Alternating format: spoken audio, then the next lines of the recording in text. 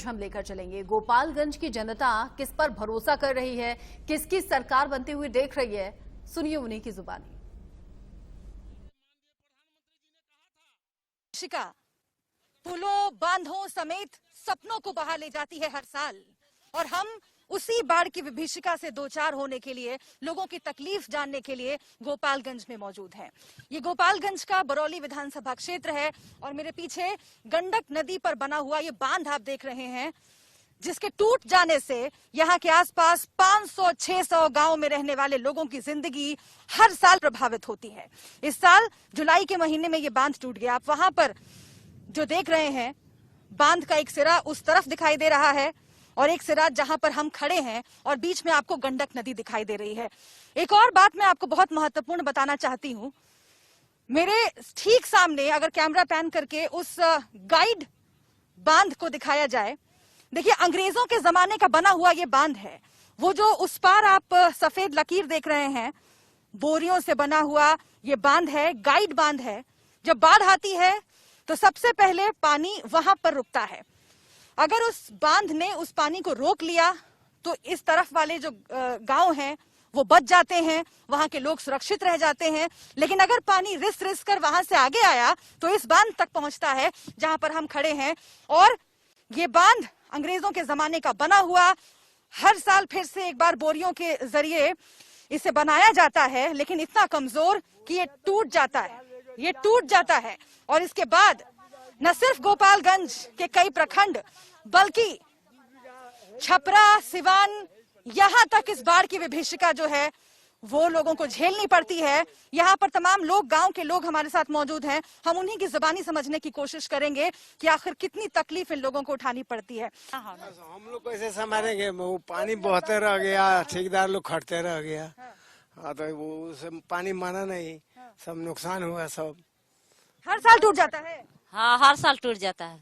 आप लोग बताइए कि कितना दिक्कत तो बहुत होता होगा। जैसे कि चाची बता रही है कि मवेशी डूब जाते। एक में टूटा था वहाँ पर, फिर 2002 में टूटा था यहीं पर, और फिर 2020 में टूटा है यहाँ पर। तो जब टूटा उसके बाद आप लोगों ने क्या किया? क्योंकि पास में NH-28 है और मुझे लोग बता रहे हैं कि वहां तक पानी घुस जाता है, वहां तक पानी घुस जाता है, वाहन यहाँ वहां नहीं जा पाते हैं। तो फिर आप लोग जाते कहाँ हैं, कैसे अपने बच्चों को? चाचा आप बताइए क्या किया फिर आप लोगों ने? तो हम लोग क्या करें, हम लोग अपना व्यवस्था से करते हैं। अच्छा, तो आप भी बताइए चाचा, अभी साइकिल से जा रहे हैं? अभी हमने देखा आप साइकिल से जा रहे थे, फिर कैसे आना जाना करते हैं? नेता लोग से शिकायत किया कभी? कहाँ से नेता लोग शिकायत नहीं करते, कोई आता ही नहीं है यहाँ पर, तो शिकायत क्या करेंगे हम लोग? किसी को अभी पता है इलेक्शन के टाइम में सब अपने में जुड़े हुए हैं। अभी तो सब लोग पैदल आते हैं, ये साइकिल लेके, टांग के लेके पार करते हैं। कोई जाता है, कोई मोटरसाइकिल लेके, धीरे धीरे पैदल लेके। देखिए साइकिल वाला सब आ रहे हैं, देख रहे हैं, वो ऐसे ऐसे आते हैं जाते हैं। दूर जो साइकिल से लोग आ रहे हैं उसके बारे में चचा बता रहे हैं कि इसी तरीके से बड़ी मुश्किल से यहाँ से एक गांव से दूसरे गांव या फिर शहर अगर जाना होता है तब तो और तकलीफ होती है। नहीं तो इसे मेन रोड होके यहाँ से निकलते हैं, इसे मेन रोड होके सीधे गोपालगंज निकलते हैं, इधर से जाते हैं सब। और जो साइकिल वाला है, अब मेन रोड पर नहीं ना जाएगा, वो अब साइकिल लेके डुगड़ा के खेते खेते ऐसे निकल के कहीं बांध पर चढ़ के फिर आगे की ओर जा रहा है। जैसे वो लोग आ रहे हैं, मोटरसाइकिल वैसे ही आता है, उधर से पार डूब भी जाता होगा, एक्सीडेंट हो जाता होगा।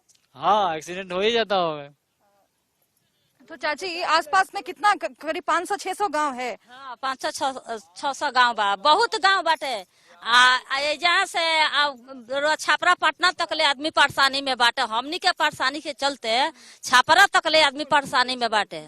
तो देखिए ये लोगों की निराशा है और ये लोग बता रहे हैं कि कैसे सोनपुर तक पानी चला जाता है, छपरा, सिवान। मैंने आपको बताया कि कैसे पूरे गांव के गांव 500-600 से भी ज्यादा गांव है जो परेशान हो जाते हैं। और लोगों का कहना है कि सरकारों ने कुछ नहीं किया, इसके बारे में सरकारों ने नहीं सोचा। सिर्फ चुनाव के टाइम पर अगर आते भी हैं मुंह दिखाने के लिए तो बस वोट मांगना उनका उद्देश्य होता है, काम करना उद्देश्य नहीं होता है। ये गोपालगंज के इस इलाके से लोगों की आवाज है। इस गांव के किसानों का हाल हम समझने की कोशिश करेंगे, क्योंकि पिछले कुछ महीनों में आपने भी देखा और सुना होगा कि कैसे कृषि कानूनों को लेकर खूब बात हुई। 3 कृषि कानून बने उसको लेकर देश भर में प्रदर्शन भी हुए, खासतौर से हरियाणा और पंजाब के किसानों ने प्रदर्शन किया। लेकिन बिहार का जब जिक्र आया तो ये कहा गया कि यहाँ पर मंडी सिस्टम पहले ही खत्म हो गया था और इसीलिए यहाँ के जो किसान हैं वो अपेक्षाकृत अच्छी हालत में हैं। क्या वाकई ऐसा है? क्या वाकई फसल का वाजिब दाम जो है वो किसानों को मिल पा रहा है? हम ये समझने की कोशिश करेंगे। और चूंकि बात गन्ना की हो रही है, आप समझिए इस बात को कि गन्ना वो फसल है जो शुरुआत से ही कॉन्ट्रैक्ट फार्मिंग के तहत किया जा रहा है, उपजाया जा रहा है।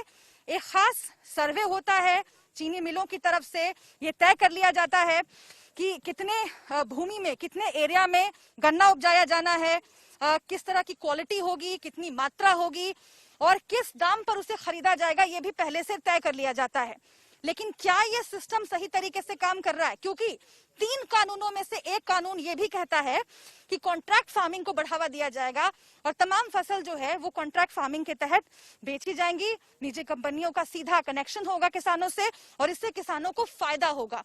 लेकिन गन्ना के किसान ये कहते हैं कि उनका बकाया अभी तक नहीं मिला है। सालों साल से एक एक किसान पर लाखों का बकाया है। हम यही समझने की कोशिश करेंगे कि जिस कॉन्ट्रैक्ट फार्मिंग की बात हो रही है, बिहार के किसान, बिहार में जो गन्ना के किसान है, आखिर क्यों गन्ना उपजाने से भाग रहे हैं, आखिर क्यों वो उदास हैं और आखिर क्या मिल रहा है उन्हें इस खेती से। सबसे पहले मैं आपसे बात करना चाहती हूँ, अभी आप लोग मुझे बता रहे थे कि 2014 से ही यहाँ पर बकाया है। पूरा प्रोसेस क्या होता है?